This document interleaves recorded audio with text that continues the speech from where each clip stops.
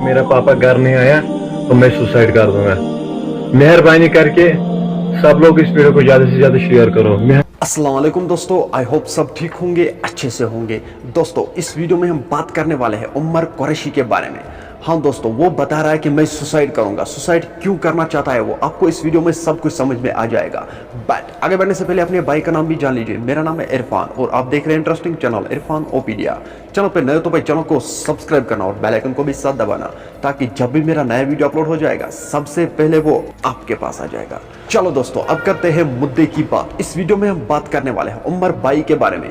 हाँ दोस्तों, जिसको आप कश्मीरी टैलेंटर्स के नाम से जानते हो।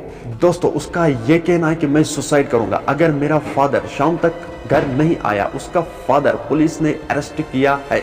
उसको क्यों अरेस्ट किया गया है आपको इस वीडियो में सब कुछ समझ में आ जाएगा।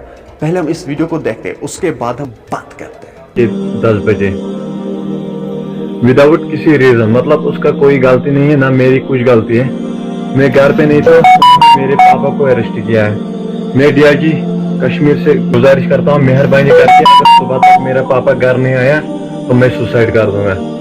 मेहरबानी करके सब लोग इस वीडियो को ज्यादा से ज्यादा शेयर करो। मेहरबानी करके अगर मेरा पापा सुबह तक घर नहीं आया, उसको रात में ही मतलब घर भेजो। अगर वो रात मतलब 12 बजे तक घर नहीं आया तो मैं सुसाइड कर दूंगा।